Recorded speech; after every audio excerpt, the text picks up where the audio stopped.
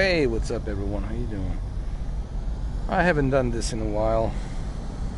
I haven't played Ace Combat 7. I almost forgot that I unlocked F-22 Raptor along with the SU, I believe, 27 and F-18.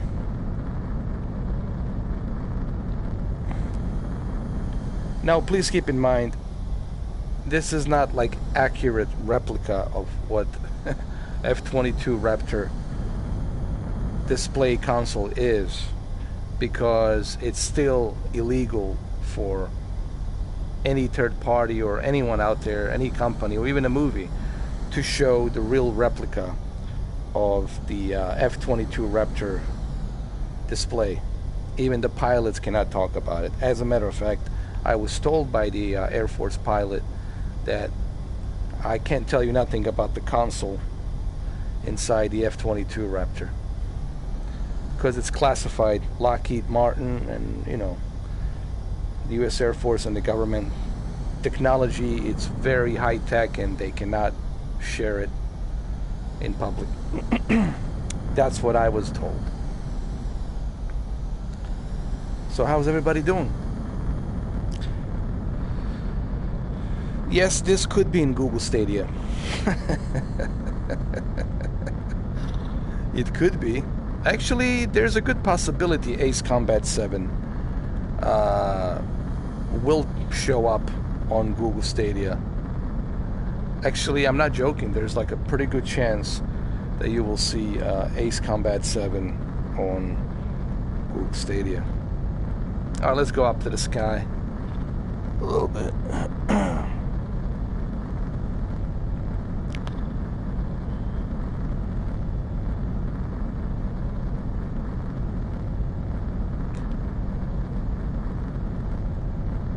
So why is it that Ace Combat 7, it's not supported on a PC? That's a good question. Why the PlayStation VR, why virtual reality on a PC for Ace Combat 7, it's not supported? I don't know, it's a good question.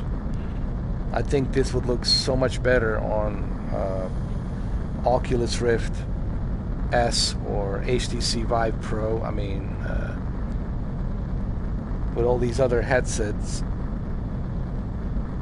And another thing that I really don't understand when it comes to Ace Combat, why is it that they haven't included a multiplayer VR mode?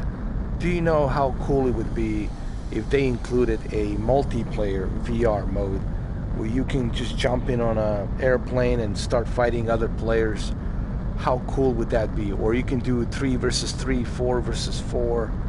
I think it's a missed opportunity that they're not doing that, honestly. And even here, when I'm doing a free flight, it only lasts for about 20 minutes. After 20 minutes, I have to restart again. But listen, the console is very detailed. The graphics are really nice. You can switch between looking at your radar and looking at the instruments. Is it better than Digital Combat Simulator DCS? No. DCS, guys, it's like a simulator. You have to remember, Digital Combat Simulator DCS, it's like they're trying to replicate a true simulation. And of course, it's going to look and feel much, much better. But DCS is very challenging. Digital Combat Simulator is very difficult and very challenging. But that's what it is. It's a simulator.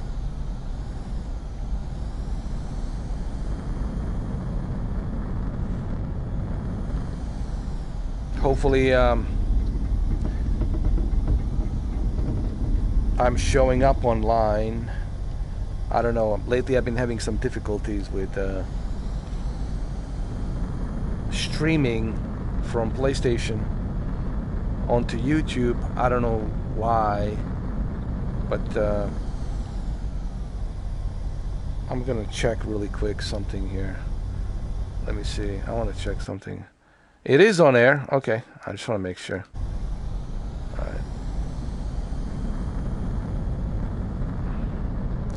If I can see your chat room, if for some reason, I cannot see your chat room, that's not on my end. That's on PlayStation VR end. But I will check my laptop to see what's going on. Just hang in there with me, guys. Okay, I will check my laptop and check the YouTube to see what the deal is.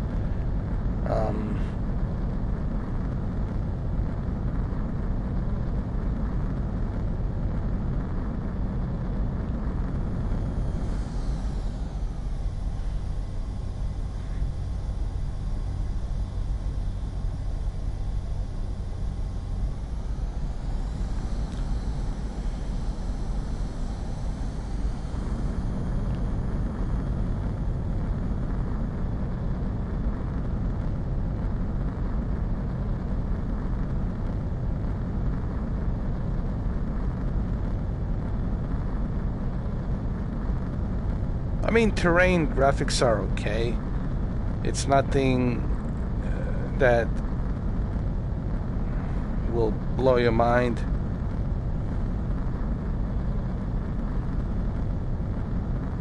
I think Flight Simulator, honestly, Flight Simulator 2020 that's coming out this year, it's gonna really be a love letter to aviators. I really can't wait for that game, man. Alright, so let me go and check my... Hold on a second, guys. Let me pause here really quick. I want to check to see what's going on with my chat room. For some reason, I cannot see what you guys are writing, so I don't know what the deal is. I might have to restart this. I don't know what the deal is. So just give me some time. And if you guys are typing something on the chat room, guys, remember, it's not that I'm trying to ignore you. It's just that I can't see nothing, because nothing is showing up on my end. Okay, I can't see nothing on the display. So I'm not trying to ignore you. I just need to find out what's going on.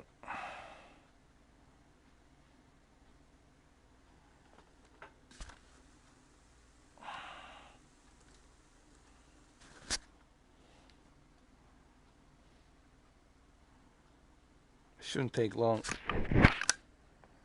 because I know by now I would see your messages, but I might have to restart this again. See what the deal is.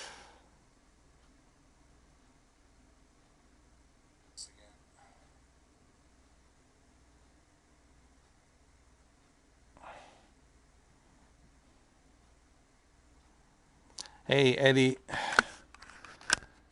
Ramirez. Okay, I see you now. Okay, all is good. Everything's good. All right, let's go. I just wanted to make sure that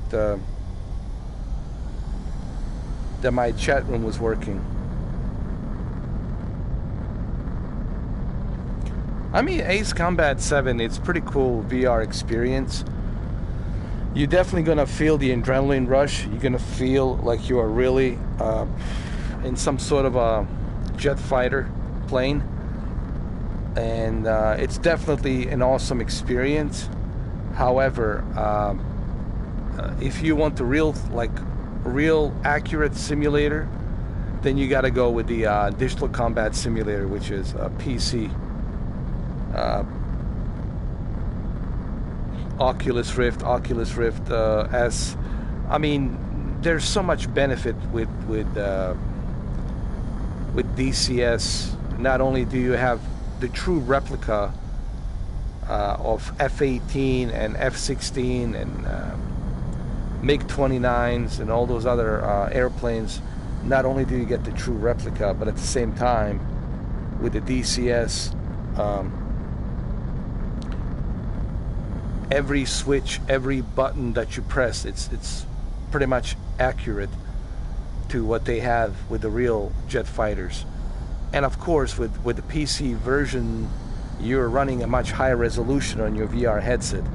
You know, if you're using a Samsung Odyssey HMD, if you're using Oculus Rift S, which is also HMD, because they're using DisplayPort, so they're outputting a much higher resolution than PlayStation VR. So yeah, you're gonna have, it's definitely a much more immersive experience. But for PlayStation VR, this is pretty cool.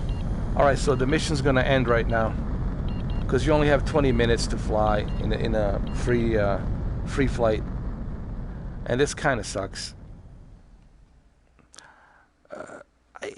Here's my thing with Namco. You know, I think Namco, just like Gran Turismo, Digital Polyphony, they have missed opportunity with PlayStation VR, and it's really sad that both Polyphony Digital Polyphony, right, and Namco, they missed out on the opportunity to include multiplayer VR.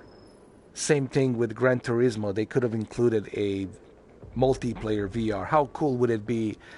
I can challenge some of you guys to join me on the PlayStation VR, if you have a PlayStation VR, to race against me in Gran Turismo Sport in VR. How cool would that be? How awesome would that be?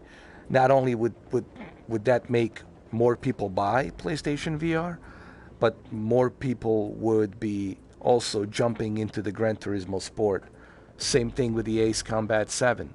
Missed opportunity. If they had included a multiplayer virtual reality with all these planes being unlocked, dude, you would have so many people buying PlayStation VR, using PlayStation VR with a hottest Thrustmaster flight stick, joystick. But again, Namco and Polyphony Digital, is that what it is? Polyphony Digital from Gran Turismo Sport, missed opportunity, and it's just sad. Yeah, hopefully, but I spoke to some people who are in Japan, and they have their relatives work with Sony. They work for Sony, and they said that this is nothing to do with Sony. It has to do with the developers. They said that developers choose on what they decide to do. Like, Sony cannot force developers to do something they don't want to do. It's just that it turns out that developers choose not to implement multiplayer on this game for the VR and on the Gran Turismo in the VR. So it's really up to the developers. You know, Phil Spencer, he said it the best. Honestly, there's an interview. We're gonna fly again. Okay, we're gonna continue this. I just want to say something. Phil Spencer, head of Xbox, CEO in Washington, Seattle. He said, and he said it the best on one of the interviews. He said, you know, we can create the most powerful console in the world with all the whistles and bells. It doesn't mean anything unless developers choose to utilize that power. If developers don't use that power, if developers don't use the resources of that console, then it really doesn't mean anything. You could have the most. This is why I don't understand why you guys are fighting with each other. Oh, my PlayStation is more powerful than the Xbox more powerful than the PlayStation. It's up to the developers, guys. This whole thing comes down to the developers. They're the one. They have to make a decision what they're going to do, how much of power they're going to harness and use with their engine or their new engine they're working on, their new graphical engine. So this all comes down to developers. Developers have responsibility on what they bring, both on the Xbox and the PlayStation 5. And there's been a lot of missed opportunities with both PlayStation 4 Pro and the Xbox One X, to be fair.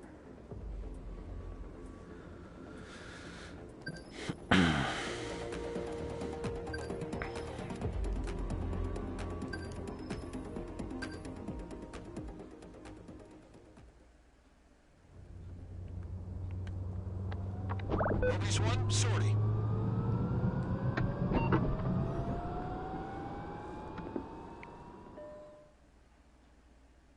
But it's just my opinion. But I think Phil Spencer is right. We're giving developers this powerful console, and they have to make a decision how much of that power they're willing to use.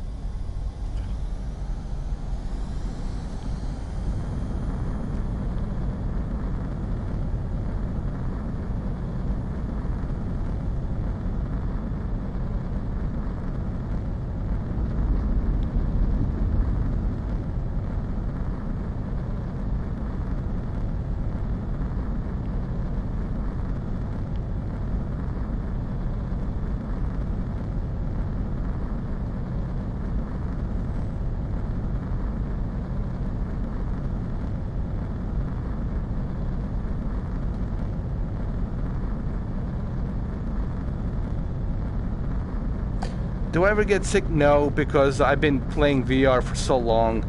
My eyes and my brains are used to it now. It really doesn't bother me. Now, if you never played a VR and it's your first time playing a VR, I remember my first time when I first got introduced into virtual reality. This is before PlayStation VR. This is with a mobile phone from Samsung. Samsung VR. When I first got my Samsung VR goggle, which I still have, the white one, I was playing this one horror game where you're getting haunted by this one creature, and you have to hide in a closet or something. Dude, I remember when I first played that game, when I first put the VR headset on, I felt nauseous. I felt kind of sick, you know. But now, no. Now I'm good to go, dude. I could play VR all day long. It's not gonna bother me. Zero. Nada. I won't have any issues with it, man. By the way, someone told me that Skyrim, which I need to try out. Someone said to me that the Skyrim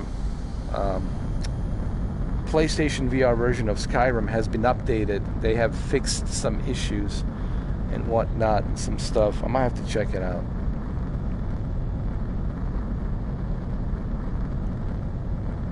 I mean, look, the fact that PlayStation has this PlayStation VR experience, I think it's pretty cool. On top of their exclusives, that says a lot about Sony's commitment to bring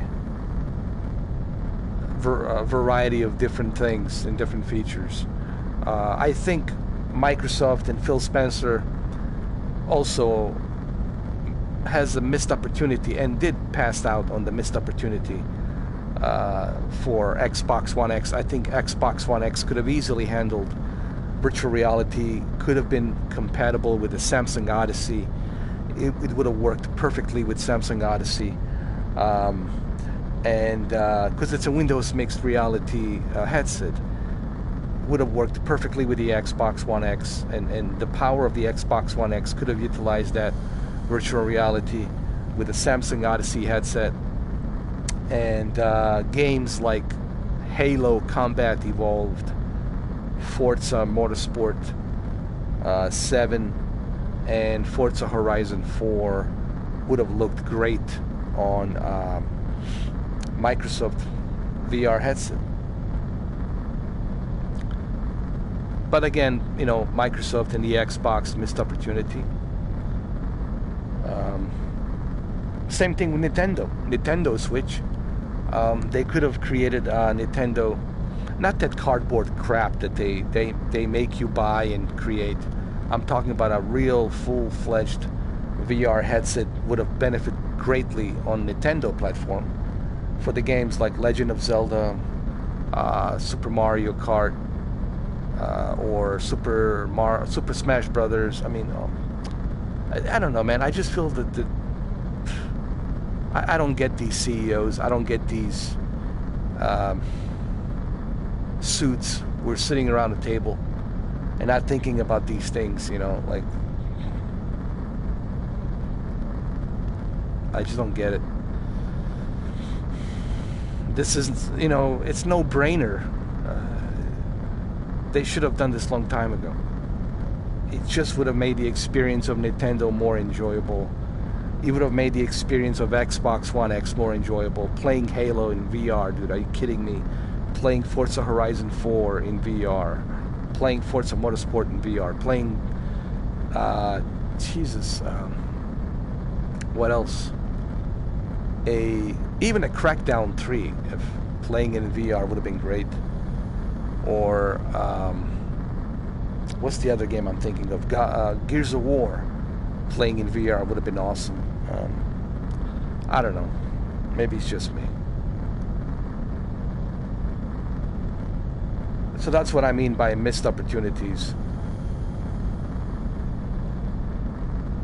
And there's a lot of missed opportunities out there, man. And it's kind of sad because technology does exist. Technology can be utilized and used. But apparently, some of them, they feel it's not necessary. Phil Spencer said that he doesn't think that the Xbox owners are ready for VR. He doesn't think that there's a high demand for virtual reality on the Xbox. Now, some people can debate that. They could say maybe he's right, but come on. Anybody who is a hardcore Xbox fan will tell you, yes, they would love to try. They would love to play Halo in VR. They would love to play Halo in VR. They would love to play Forza Horizon 4 in VR. They would love to play Forza Motorsport 7 in VR. Okay? And they would love to play Gears of War in VR as well. Especially Halo, you know. A Sea of Thieves. Here's a perfect game. Wouldn't you love to play Sea of Thieves in VR? If one game would have been perfect for virtual reality, that's Sea of Thieves. Sea of Thieves would have been perfect. Multiplayer in VR, dude. Swimming in the ocean and diving and climbing up and, you know. I don't know, maybe it's just me, man. I see things differently, man. I see stuff that the others don't see, I guess. And again, missed opportunity for the Xbox.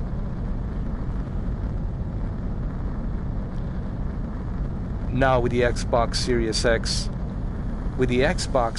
X, they can easily do it, man. They could really have a top-notch quality virtual reality. It's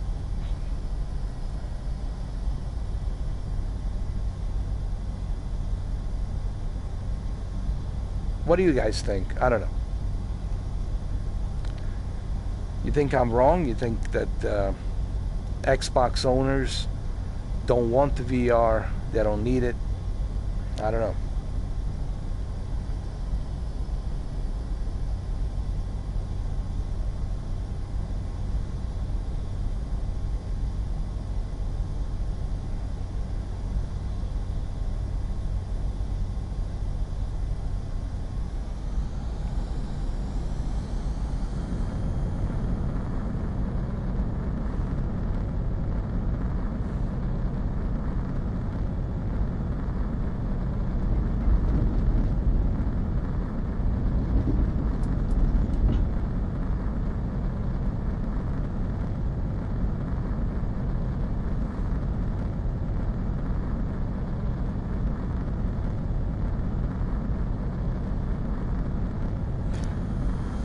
Eddie, I totally get your point.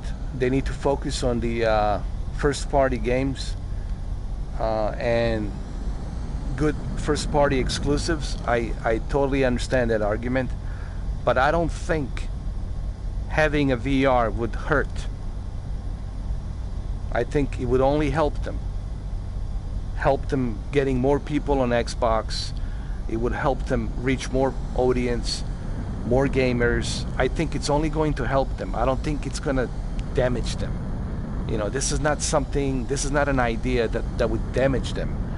It's just, it would open more doors. It would really get more people interested in the Xbox. It would only help them, including a VR right now into the Microsoft. It's only going to help them. I don't think it's gonna be a negative thing for them. You know, yes, of course they need to focus on the first party, good quality AAA Xbox games, 100%, 100%, and they are doing that. But at the same time, they should be focusing on implementing the VR, and VR really shouldn't be that big of a problem. It's not like an impossible task, especially since Microsoft has Windows mixed reality. They already have Windows mixed reality platform. They already have it. It's already available. And Samsung will jump in easily with Microsoft to create a VR headset for them. I'm simply saying this is not something that's out of reach. It's not something that's going to cost them a lot of money. This is something they can easily implement with the Xbox One X or Xbox Series X.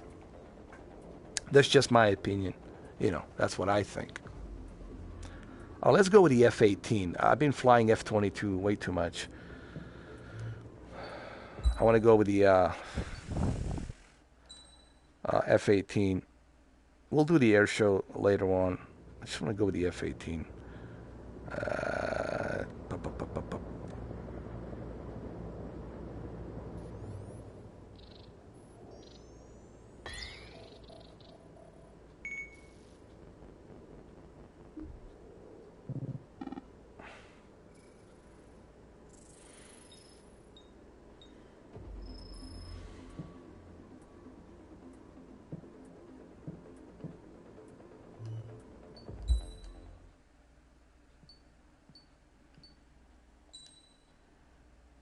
I want to get a F-18 if I can change a flight. Can I do it? I don't know.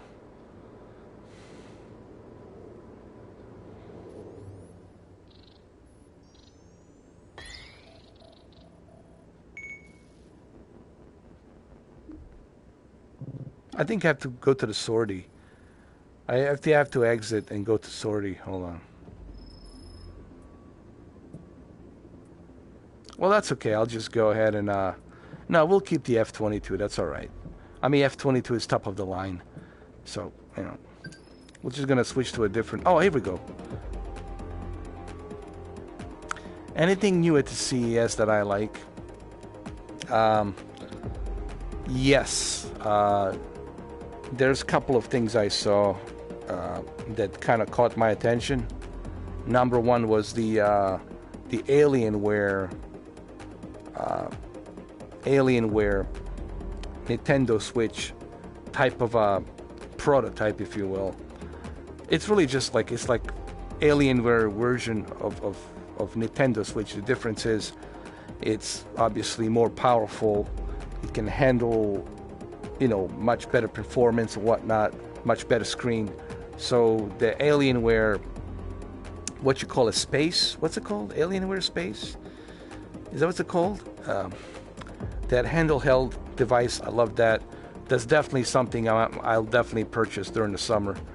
Yeah, dude, that thing, taking it with me, playing it with me, anywhere I go. Yeah, dude, that definitely caught my attention. As far as the televisions, it's just more of the same, you know, more 8K, 8K, 8K, 8K QLED, more Sony, you know, 8K this, 8K that, and of course the OLED from, Vizio OLED, but I already knew about the Vizio. There was another thing that I saw was, yeah, with lower prices. There was another thing that I saw that really caught my eye. I don't know if you guys have seen this. I don't know how some of you missed this or didn't see it. I don't know. But they were showing a micro LED 292-inch wall. It's called micro LED wall, 292-inch from a Samsung. And look, I don't know why I was watching that, because it's out of everybody's reach. You have to be super wealthy, and it's not even for sale. It's just like a prototype or something they were showing what the micro LEDs can do. It was like 292-inch micro LED, and that thing looked freaking amazing. Another thing that caught my eye was the neon. Neon is this almost like replacement for your Siri and Alexa, where you have this big giant screen like a mirror, and you talk to created animated individual that looks like real human, but it's not. It's just, it responds differently with different different conversation that you give it, different command that you give it. It looks kind of interesting, It's called the Neon. Except this time you're not listening to the device. You're actually seeing a human that looks like a human. Where it's gonna be weird, because it's gonna trick your mind. And I think this is where it's gonna get really tricky. And I think Elon Musk is right about this, where, okay, us human beings, we are spiritual beings, right? We can feel things. We have feelings. We can feel sad. We can feel lonely. We can feel angry. We have emotions. We have feelings, right? Now, when you have something like this, and you know that, okay, it doesn't have any spirit. It's not a living thing. It's a computer-generated computer. But your brain's gonna start tricking you, where you're gonna think that, man, I'm attached to this person. I love this person. But you can't be attached to it, because it's not a living person. It's a AI. It's a computer. And I think that's going to be tricky and kind of weird. And I think that's the one thing about the AI and robots that's going to really, it's going to damage a lot of relationships. It's going to really, it's going to change everything we know the way we were. Because technology, it's slowly owning us, man. I think 2020 is going to be a jump start of 2020 and beyond, all the way through 2030 and beyond. It's going to be the era of where we're going to be totally, 100% totally owned by technology. Like, technology is owning us totally. And I think we're almost there, to some retrospect. I think we're almost there.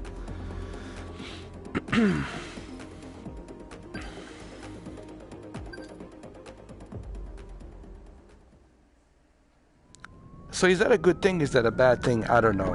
This one, sortie. That's a good question.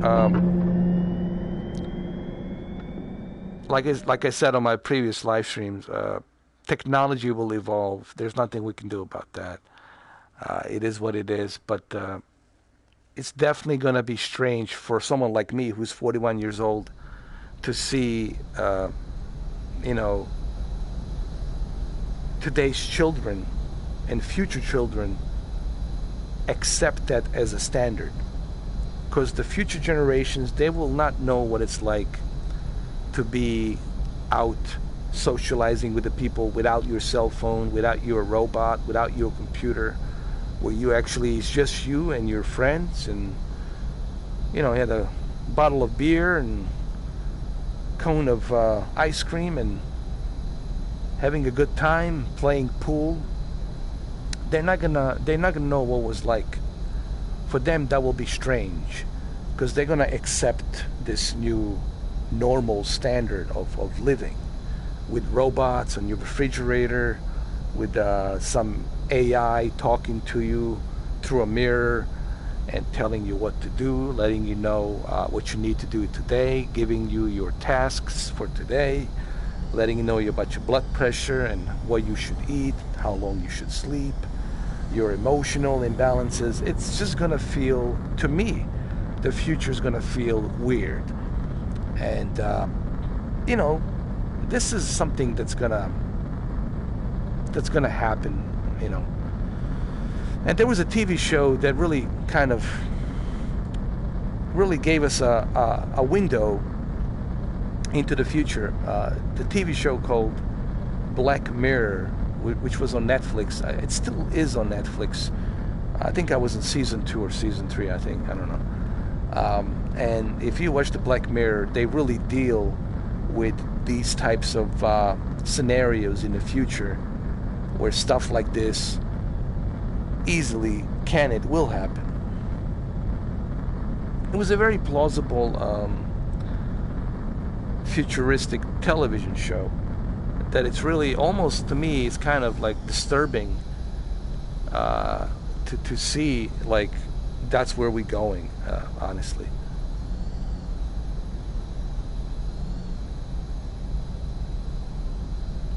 But look, it is what it is. I'm owned by technology as well, but the difference with me is, guys, because I was born in the 70s, the difference between me and today's generation is I know what it's like not to have a technology, and I'm okay. If I lose all my stuff tomorrow, if I lose everything tomorrow, it's not going to bother me. I'm going to be okay, because some part of me right now, it's yearning for the nature. Some part of me, it's yearning for, like, the outdoors life. But for this generation, if you take away their cell phone, if you take away their laptop or their tablet, they're going to go crazy. They're going to go crazy. If they lose their cell phone, they go crazy. If they lose their tablet, they go crazy. If they lose their internet, they go crazy. So it's a really it's a strange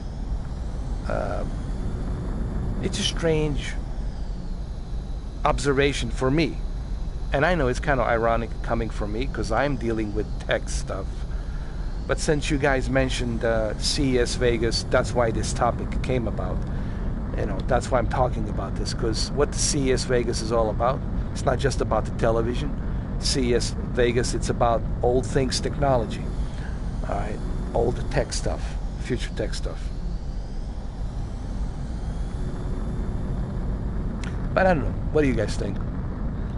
How do you feel about technology? Do you agree that technology is owning people? I think the technology is already owning people. I mean, here you guys are watching this live stream. You didn't have to watch this live stream, and I didn't have to put on this VR headset. I could have, I don't know, go take a walk next to the lake, right? Go jogging next to the lake, look at the stars. I could have done that, but I didn't. Here I am, wearing these goggles.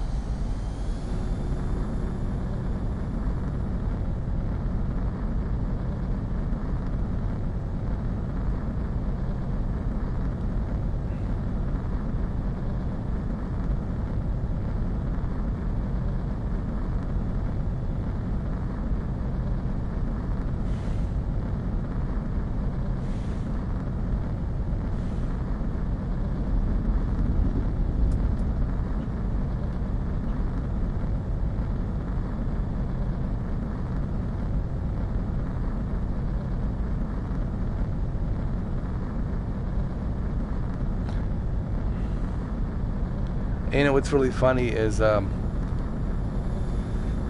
get all kinds of messages on the Twitter, and it's mainly Twitter. People find me on the Twitter, and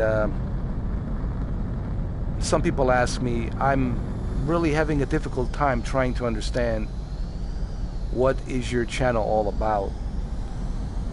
And the best way to explain what my channel is all about is, I like to call it, it's about me.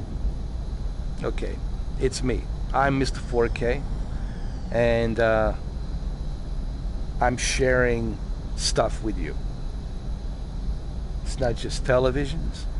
It's not just picture settings for the 4K. It's not just Xbox. It's not just Sony. It's not just Google Stadia. It's not just virtual reality. I like to bring variety, okay? And that's what my channel is about. It's about me and everything I do, everything that I share with you here. And that's what it's really about. But some people got the wrong there's a lot of misconceptions about me and my channel. People think that I'm like this guru of televisions, and I find it very hilarious that people think that. Nowhere did I say that I'm a guru of television, because number one, in order for me to be a guru for televisions, I need to have a sponsor that's going to give me different types of televisions to test every other or every month or every bi-weekly 15 days. I have to get another one, return this one or something like that. Okay, but I'm not that guy. I'm not a guru TV guy. People say, are you like just strictly games? Well, I do game a lot, but I don't just do games. I do other things as well. I do vlogs. I talk about a Bigfoot. I talk about the aliens, talk about all sorts of different things, experiences. So I try to bring variety. And that's the reason why there's so many videos on my channel. And that's what this channel is really about. It's about me. It's about everything I share with you. And then I would have people come to my channel thinking that I am Sony fanboy because I defend Hideo Kojima, I defend Days Gone, I defend Death Stranding. All of a sudden now, you know, I have to be a Sony fanboy. Another misconception. And then you have people from the Xbox side of the aisle, just because I've done tons of videos regarding the Xbox One S and the upscaling and the HDR on my Vizio, and then me doing a Xbox One X unboxing and doing a bunch of videos on the Xbox One X. People think all of a sudden maybe he's an Xbox fanboy. So everything you guys thought about me is wrong. And it's pretty sad that people don't get it. Like, they don't understand what this channel is all about. It's about me. I'm sharing everything with you guys here about what I like, about my preferences, about my passions. You know, sometimes I'll talk about things I don't like. You know, sometimes I'll talk about the things that I like. I have my preferences just like everybody else. I have likes and dislikes on certain things, and I have opinions, and sometimes those opinions do change. Hey, Kyle Pyler, how you doing?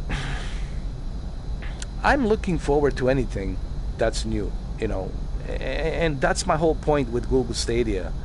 I'm not like someone holding a flag for Google Stadia. The reason I'm defending a Google Stadia because I find it interesting. I find it like, hey, why not? You know, let me have some fun with Google Stadia. Let me defend this because I don't want to be, honestly, here's the thing. I didn't want to be like everybody else. I didn't want to be like everybody else, just hating on something for the sake of trending. It's a cool trend to hate on Stadia, so let's just trend. And I didn't want to be that guy. I didn't want to be that guy. I didn't want to be the one who's just, for the sake of trending, you know, for the sake of trending, to just talk shit about Google Stadia. Is Google Stadia perfect? Of course it's not perfect. Nothing is perfect, but it works. And if you have a stable internet, you can play it. All right. But I choose not to go that route to hate on it.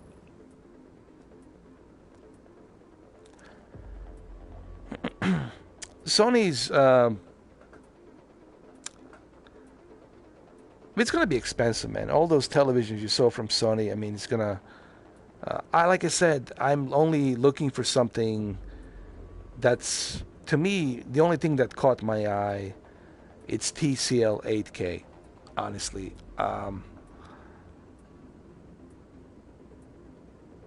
Oh, the monitor, CRT.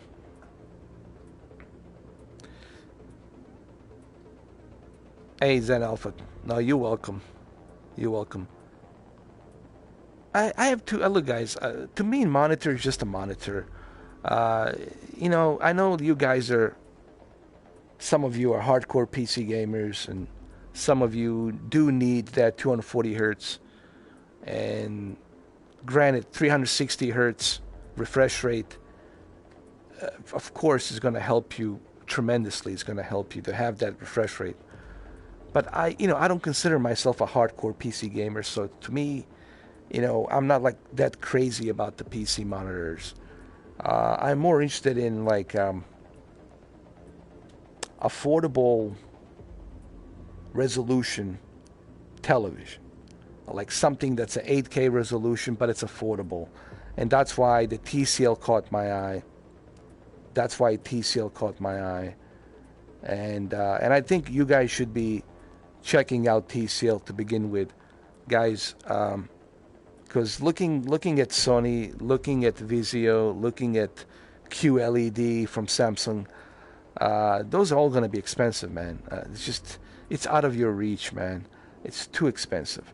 In today's economy, the way things are going, and everything's so unpredictable in the world, we live in really unpredictable times. Just look what happened just within 8 days, beginning of 2020. All right, God help us all. So I don't want to spend too much money on something, or I don't want to invest too much on something. You know what I mean? That I'm not gonna like see that dramatic difference. 8K resolution, it's 8K resolution. Whether it's Sony, Samsung. All right? Granted, some of these panels, they're using much better local dimming. They're using better contrast ratio. I get that. Much better color accuracy. I get that. But I think TCL this summer, to me personally,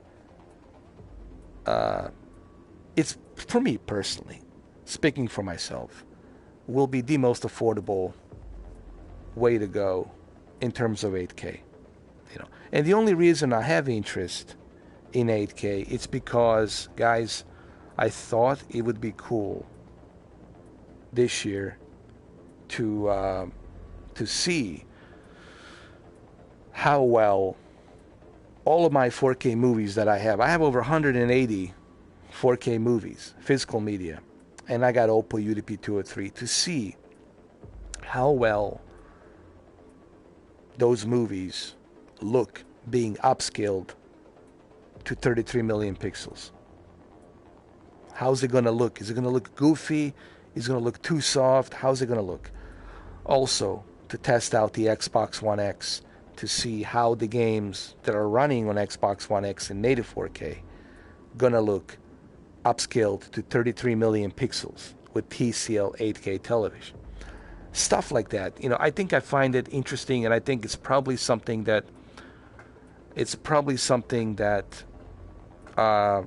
you guys might be interested in, to see, does it really make much of a difference watching movies on an 8K on your 4K player versus you just watching it on your 4K television? I think that would make it an interesting observation. That's what I thought. And that would be like the only reason me even thinking about maybe getting that TCL 8K television, 70-inch. All right, let's do something else here. Star Trek Beyond, The Fantastic Beasts. They look great. Both of those movies look great in 4K. I have it both in 4K and 3D. I have, let me see. Like I said, 108. Was it 100? Did I say 140? Or did I say 100? I'm sorry. Did I say 100? I think 140. I hope I didn't say 180. I said 140. I apologize. 140 4K movies. I apologize. If I said 180, I apologize. 140 4K UHD movies I have. And then I have about 93 3D Blu-ray movies. Guys, I got all the best, just the best 3D Blu-ray movies. I import all of them. Yes, I even have Terminator 2 in 3D. I got Transformers in IMAX 3D. I got tons of 3D movies, and yeah, I got tons of physical media, man. I just realized, Jesus Christ, I got tons of, not to mention the Blu-rays. So 4K Blu-ray 140, 3D Blu-ray movies 93, and the regular Blu-rays I have over like 86. So it's close to 300 movies just in physical media. Sorry about that, guys. What were you saying? Sorry, I was just counting in my head how many I have.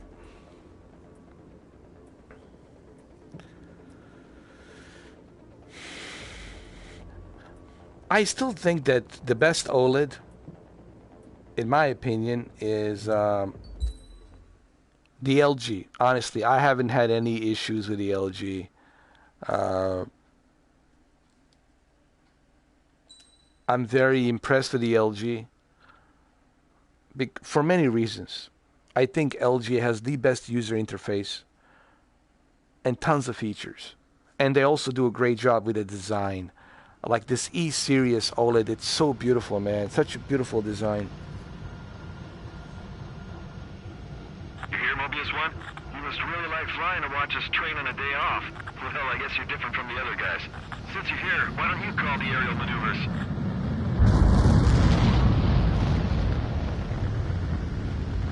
Omega Squadron, you heard that? Omega 2, roger. Omega 3, roger that. Omega 4, roger. All right, the air show is starting. Omega 2, roger that.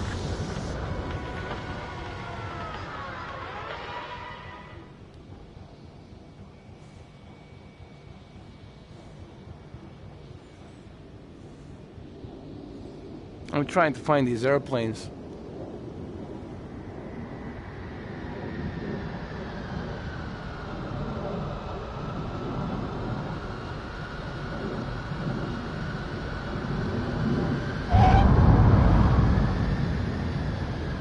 That was cool.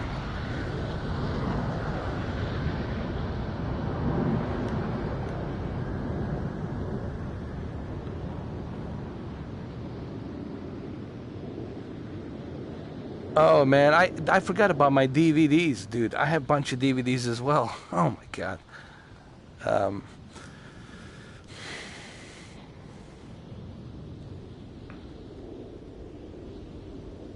Oh shit, here they come.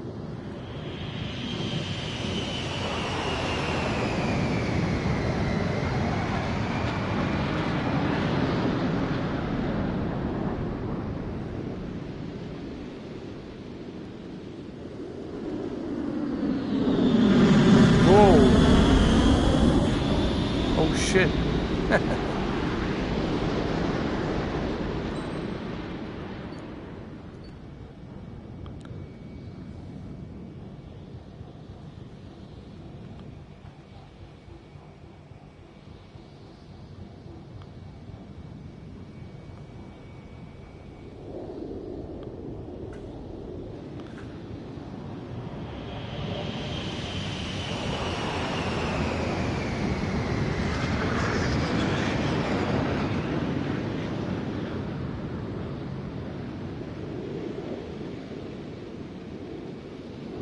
I've been to those air shows. Oh my god.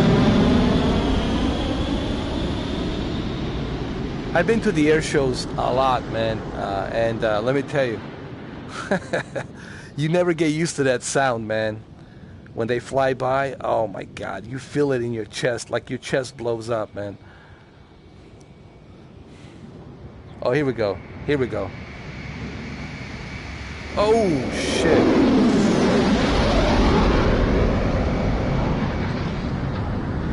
Oh shit. That was great. That was great. What were you guys saying?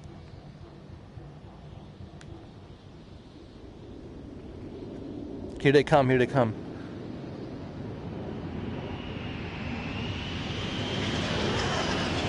Did they do a scissor?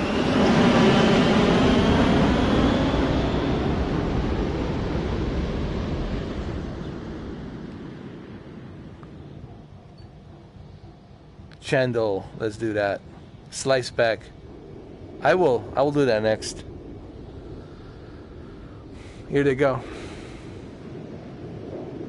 Star Fox NES. Oh yeah.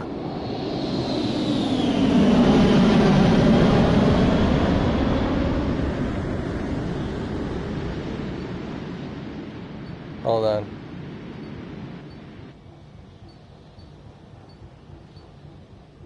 Scissors is good. Hold on. Scissors right here. Here they come.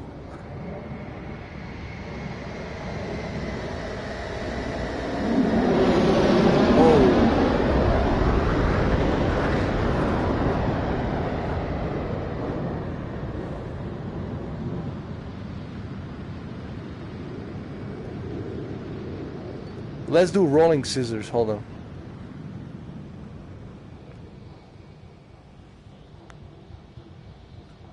Here they come. Here they come. This is gonna be fun, man. Check this out.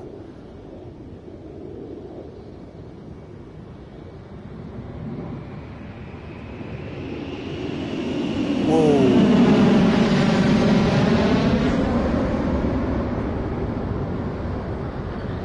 Knife edge. That's a good one too.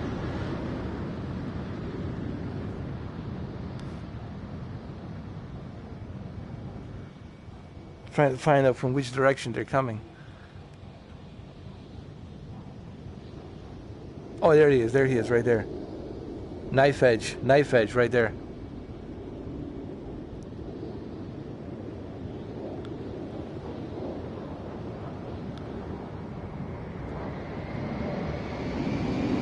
Whoa.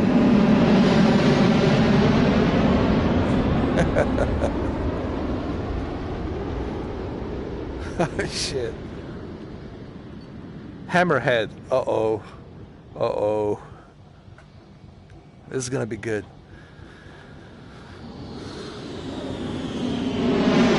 Whoa.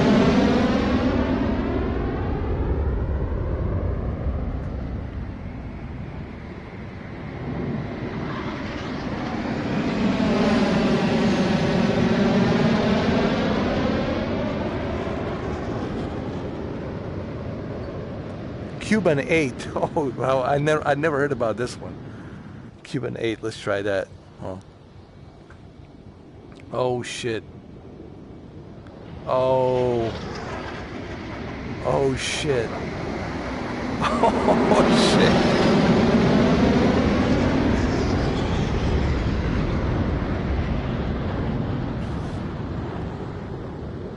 Yes.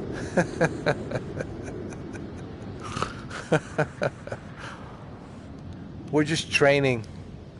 We're just goofing around. Tom Cruise has rented this this craft, this carrier.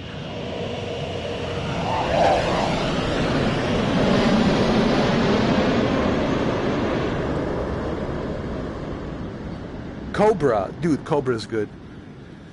I remember Cobra. Yeah, Tom Cruise has rented this carrier, the ship carrier, boat. They call him Boat.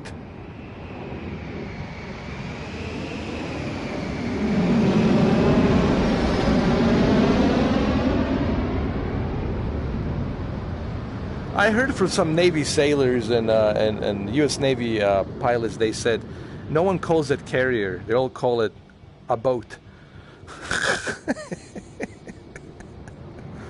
Oh shit. It's like a DNA. It looks like a DNA, the way they're spinning.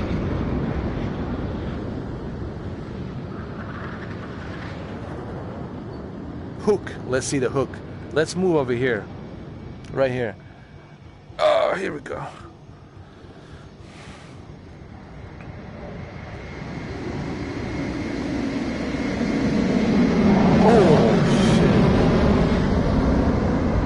Dang.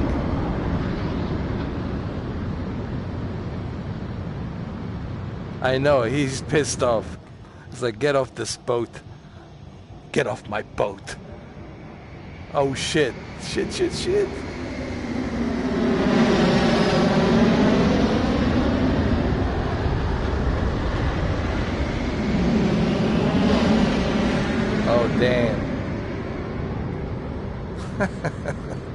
All right, let's try this one. Coolbit. I don't know what this one is. Let's try it out. Oh, that looks good.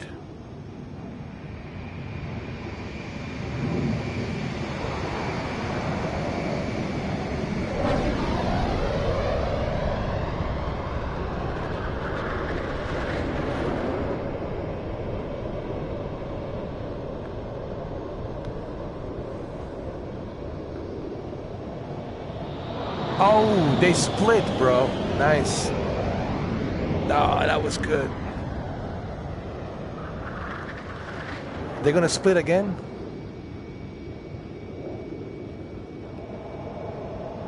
Here they come. Nice.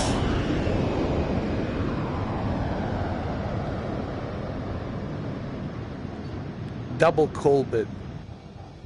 Let's see a double Colbit. Oh, dang.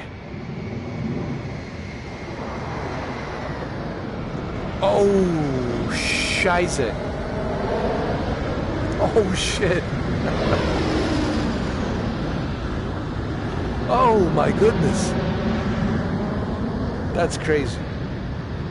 Look at him, dude. Are you alright? He does like, he's so bored. He's like, I've seen this shit many times. I'm listening to my Metallica on my headphones. Double Coolbit. Oh my god. Where are they coming from? Oh shit, here we go. Oh, this is gonna be dangerous.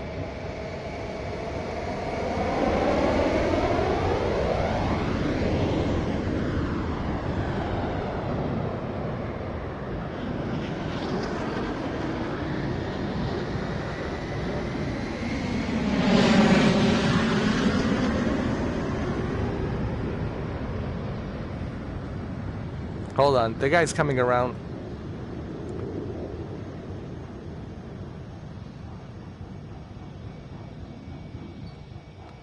Mobius loop. Here we go. Mobius loop.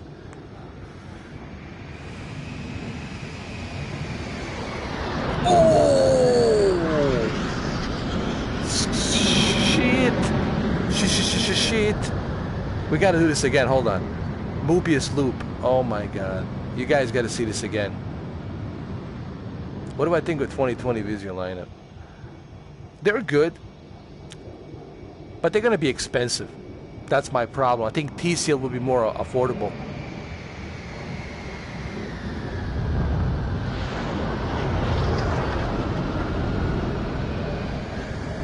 Whoa. Whoa. Shit. Oh, fuck.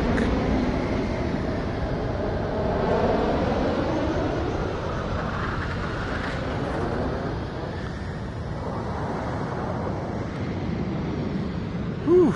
This was too much excitement. I'll get off your boat.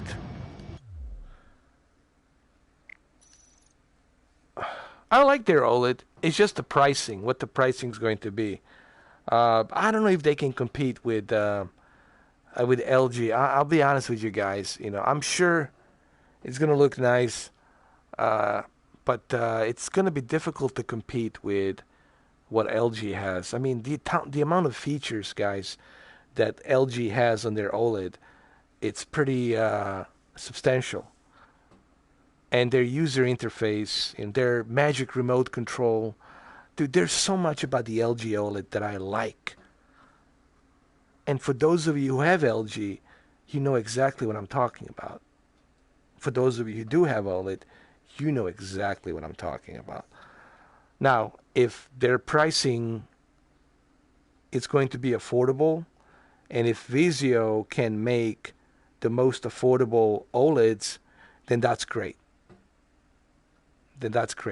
If Vizio can make very affordable OLED panels, that's pretty awesome.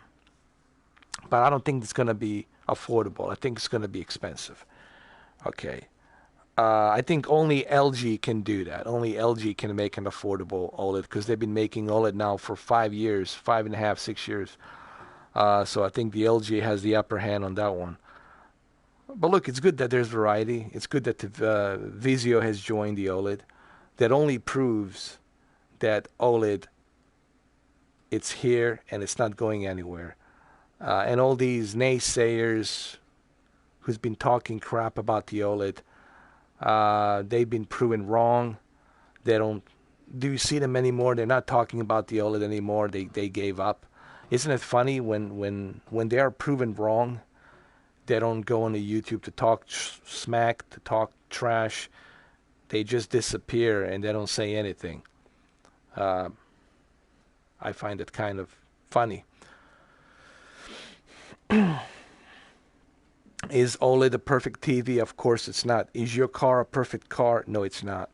Something can always go wrong, you know. But people want a guarantee. You know, if you're buying something with 100% guarantee, then you need to buy a warranty. Buy a warranty, man. If you are so afraid of buying an OLED, get a warranty. I mean, you're already spending a lot of money buying that OLED TV. Why don't you get a warranty? You know, if you're so afraid. You should get a warranty on any expensive TV. I don't care if it's an OLED. I don't care if it's a QLED. Especially in a projector. You should definitely get a warranty. Why? Because you don't know. Right? You don't know. Now, mini LEDs. I've been getting a lot of questions about the nano cell and the mini LEDs. I'm kind of interested in mini LEDs, but I'm not crazy about mini LEDs. Okay. I know what to expect from mini LEDs in terms of contrast ratio, in terms of the viewing angles. I know what to expect. But I'm more focused, honestly, guys, currently right now. OLED, dude, guys, this is my fourth OLED panel. You know, I've been with OLED for quite a long time. Since 2017, 2018, 2019, what, 3.5 years. I think 3.5 years. I had various different OLEDs. I had C6, B6, C7, and E8. So I know pretty much how OLED is, and I know pretty much how OLED looks. So I'm not really that crazy about the OLED. And besides, I have OLED now. What I'm interested in, me personally, I'm interested in TCL 8K. Honestly. That's like what I'm really kind of eyeing on. It's TCL 8K television. All right, let's do some free flight, guys. Yes, it is, Liam. We're going to do some... I mean, AMOLED, OLED is everywhere. It's all over the place. All right, let's go ahead. Let's do this. Let's fly. Let's fly. We're going to use F-22, man. We'll use F-22. Oh, I love Samsung. But I have to admit, iPhone 11 Pro Max definitely had proven itself worthy. F-22, here we go.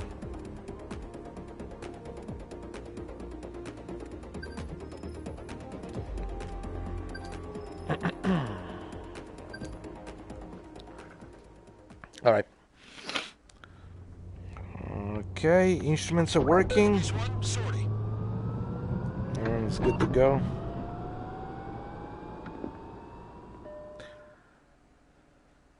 I'm happy with my Alienware 240 hertz, honestly, and the G-Sync. I can't complain. And I also have my Samsung CHG 90 ultra wide, so I really can't complain about that either.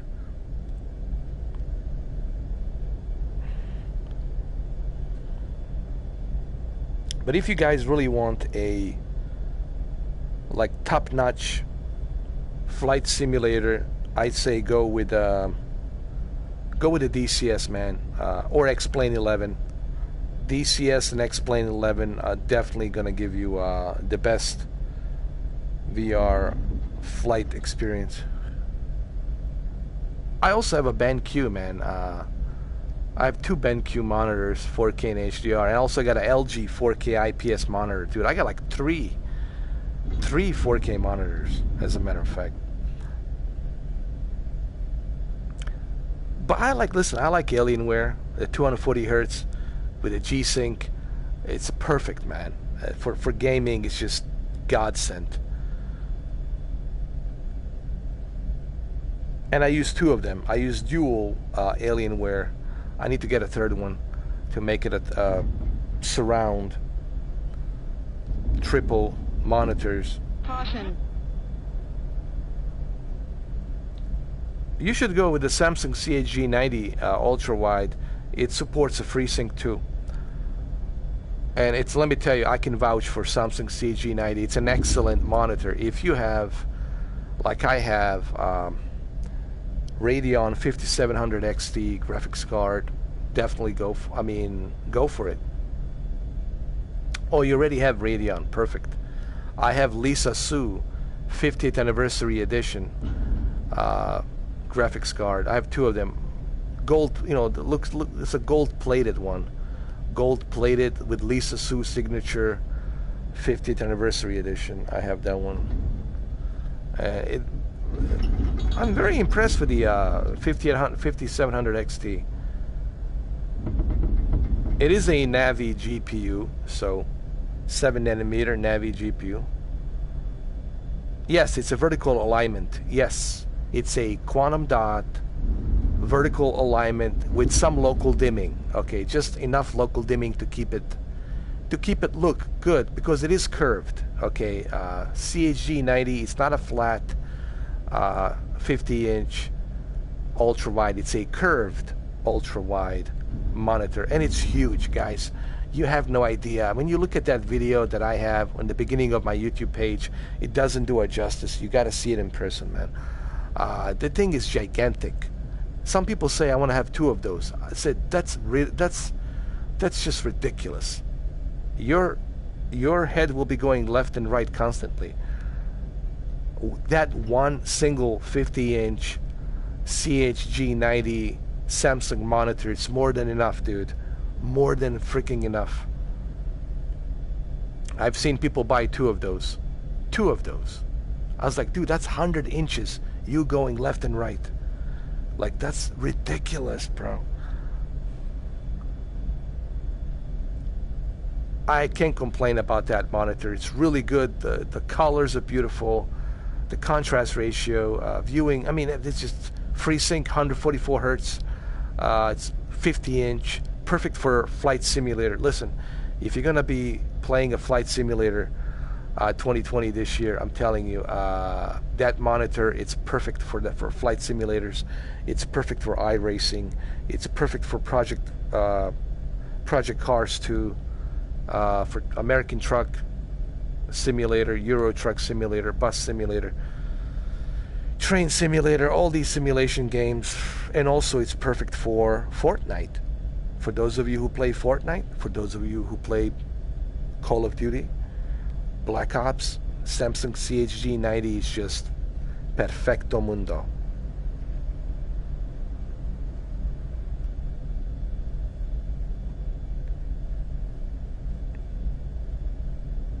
Where are we going? To the space? Jesus. What are you doing, Tom Cruise? No.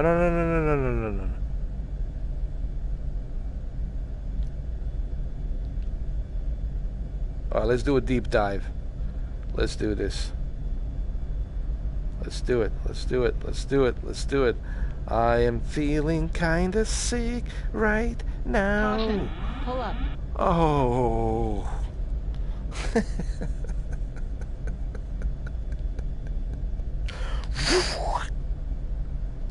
Let's go do a car wash. It's called a car wash right here. Hold on. A car wash. There you go.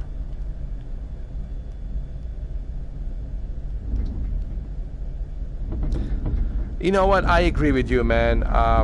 Who said that? Yeah, it's so true. I can confirm. Listen, I can confirm on that, guys. I can confirm because I have it. 34 is more than enough, man. For a single ultra wide, 34 is more than enough. 50, it's honestly, guys, it's overkill. The only reason I have it is because I do a live streams a lot, and when I'm doing a live streaming in my office, I can see the chat room, I can see the bit rate on my video, I can see the megabits per second on my internet, and I can see who comes in and out of my chat room. I can see who's a troll, who's not a troll. You know, there's a lot of things I can see having that real estate of 50-inch ultra from left to right, you know. But 34, it's more than enough, guys. Even with Black Ops 4 and Call of Duty Modern Warfare, I did notice a bit of a fisheye effect. I'm not sure about that one, honestly, or about that. I didn't keep up to date with that.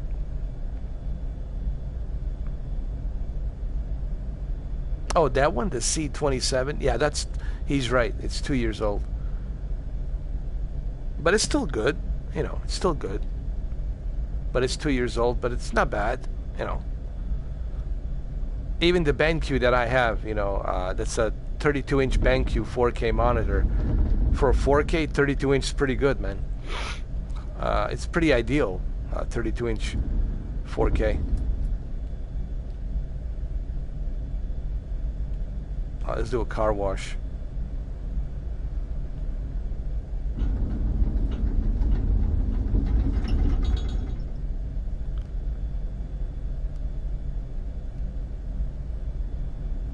Caution, pull up. I'm not gonna pull up. I'm just gonna try not to crash. I'm just gonna try not to crash. Caution, pull up. Tom Cruise never pull up, man. Caution. Tom Cruise just goes through, no matter what.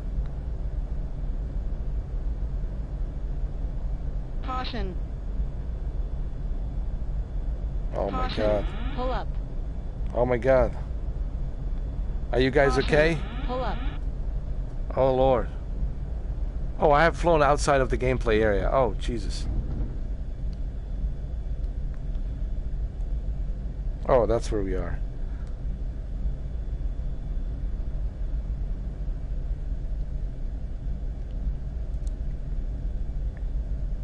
Oh, I totally forgot that you can see yourself. You can see in the back. That's kind of cool. I forgot to show you that. That you can see in the back when you're flying. Caution, pull up. Oh! Oh! How did I survive that shit? God. How is it possible I survived that shit? Hold on. I want to do this. Hold on. I want to do the loop. Do the loop, man. Come on. You can do it. There you go. Into the space we go.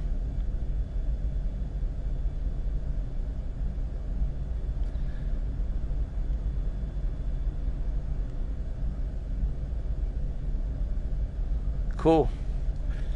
And actually, you can see him move the throttle right here, left and right.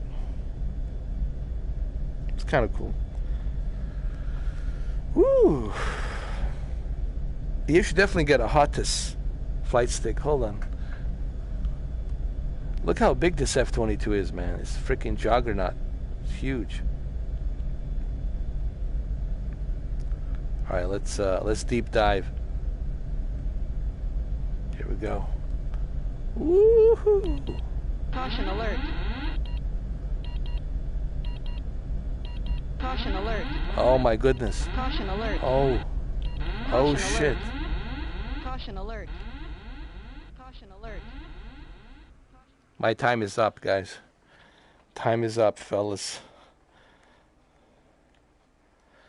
I wish that there was a way to get the unlimited time. I'm gonna retry this mission again.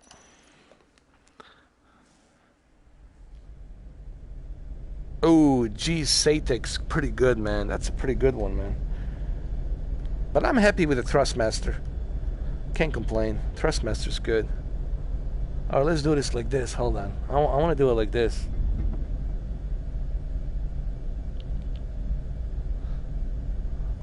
You guys hopefully have a good... I know it's a fisheye effect, but it's better than nothing, I guess.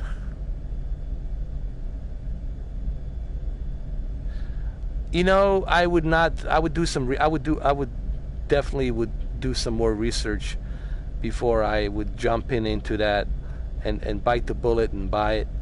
Remember, you can always buy it. I would first do my research before biting the bullet and buying it.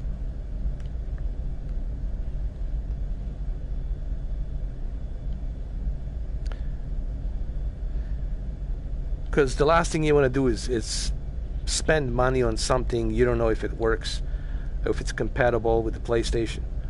Thrustmaster, it's guaranteed. It's compatible. The hottest one, it's compatible 100%. And that's what I'm using right now. And it's compatible 100%. 100%.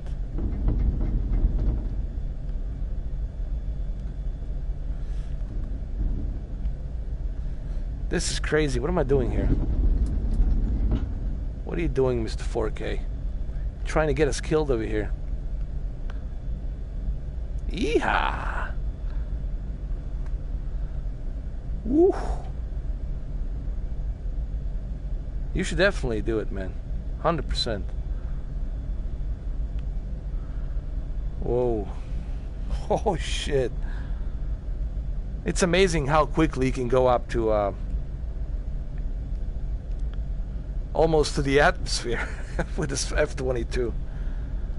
Of course, I don't know. Obviously, you cannot go out to the close to the atmosphere with the F-22. F-22 is not designed for that. However, I heard they do have prototypes called the Aurora prototypes from Lockheed Martin. They can actually go up to the atmosphere and sit above. F-22 is the jet fighter, first and foremost. Oh, War Thunder? I believe War Thunder has a VR.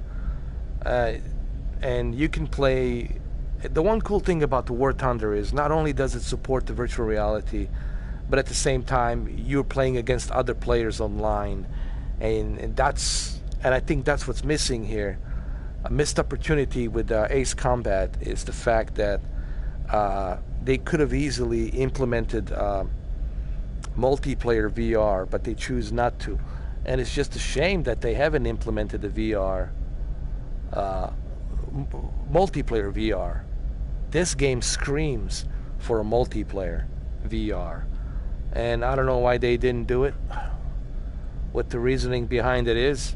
Maybe they couldn't have enough of stable servers to do that, but I'm sure Sony would have given them space.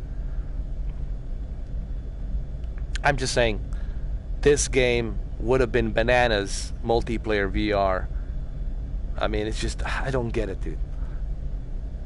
Namco, what are you doing, Namco?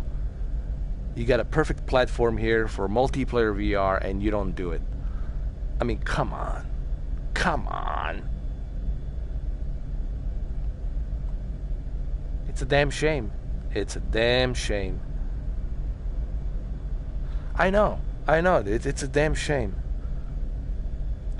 But we do have DCS. The problem with the DCS is, guys, DCS is a very complex... It's not a fun game because you really have to you have to memorize the buttons. You have to memorize everything. And then you got to fight another pilot, an enemy pilot, online, on multiplayer. And it's very difficult. But that's the real simulation, obviously. So I don't know if DCS is going to be fun for everyday Joe and everyday Mary, because this is fun. This would be a lot of fun playing multiplayer.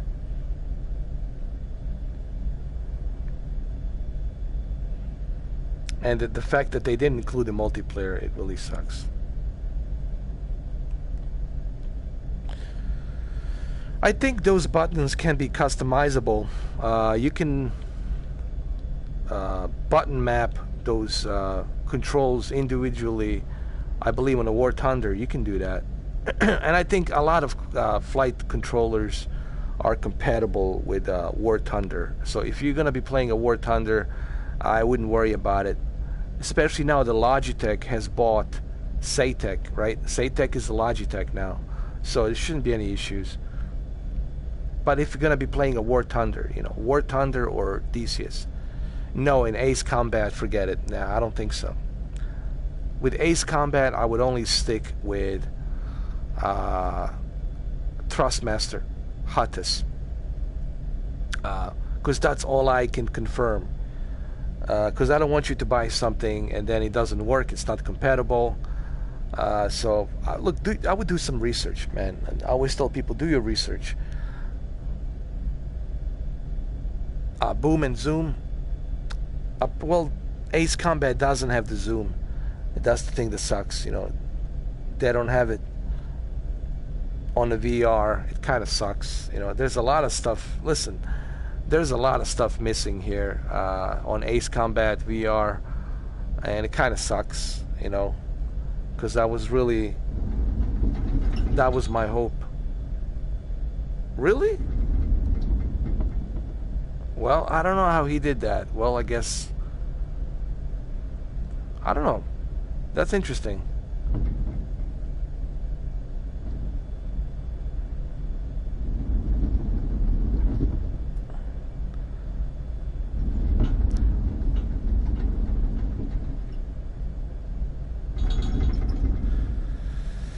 But speaking of War Thunder,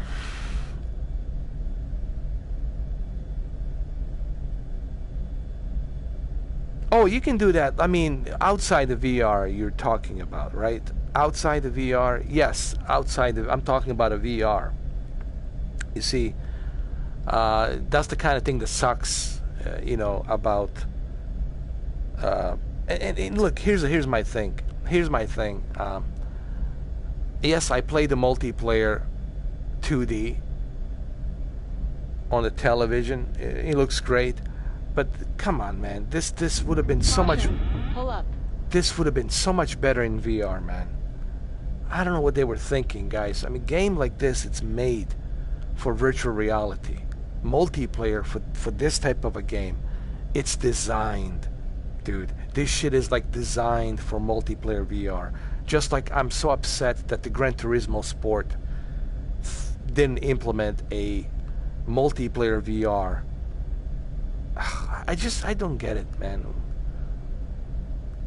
It's like a missed opportunity, I was saying earlier. Imagine how cool it would be where I can go ahead and fight you and challenge you, and you hop in on your PlayStation VR and we start, having a dogfight here, start, challenging each other.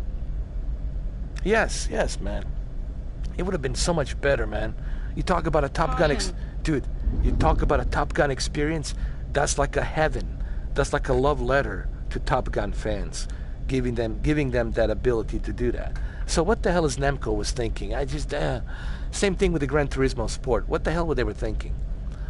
Not including virtual reality multiplayer with all the cars and tracks. And I don't know, dude. It's just sometimes sometimes I don't understand these developers. I really don't. I really don't get it.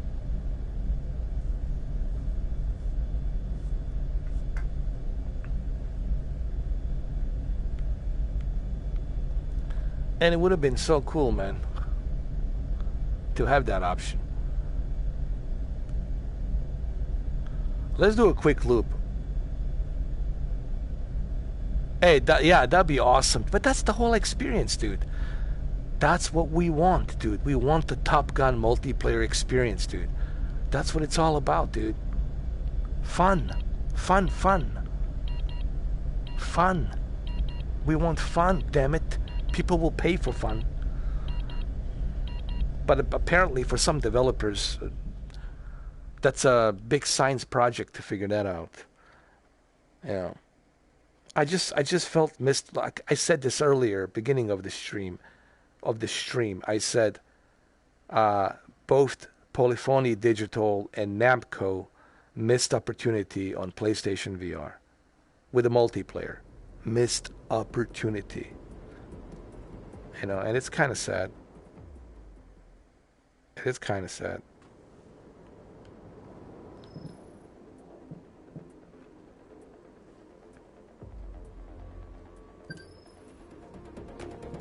Let's try A10C or SU-30M2. This is a Russian plane. You guys want to see this Russian plane? All right, let's go check it out.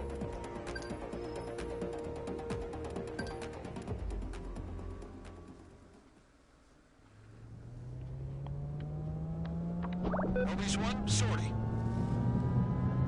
Sortie for sure.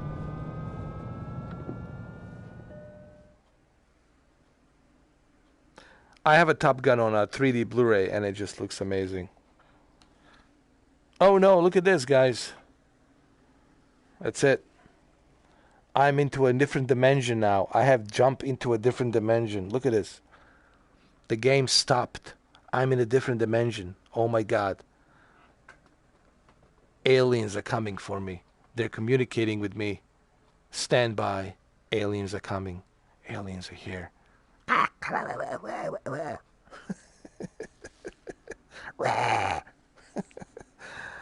Oh shit. No, it's frozen.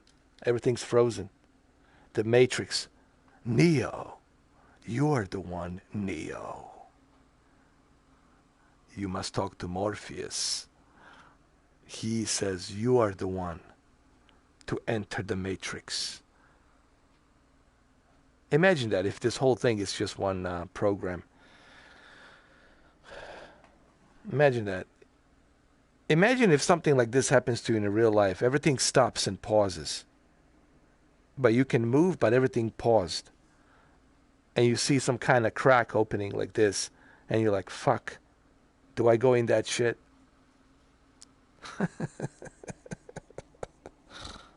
Crazy.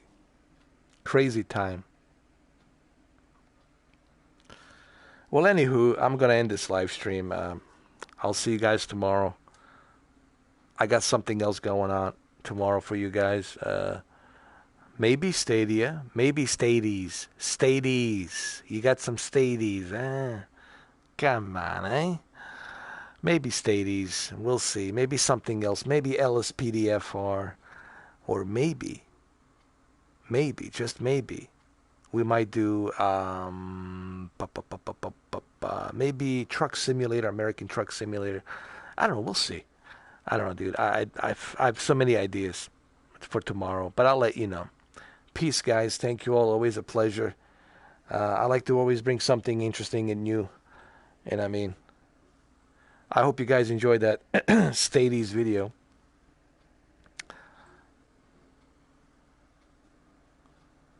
Oh, Xbox. I got to get back to the Xbox streaming to see what they have and see how the quality is. I got to get back into that. I haven't visited Xbox streaming in a while, so I'll definitely go check that out. Jump into that for sure. Yeah. Oh, look at this. There's a Matrix up there as well.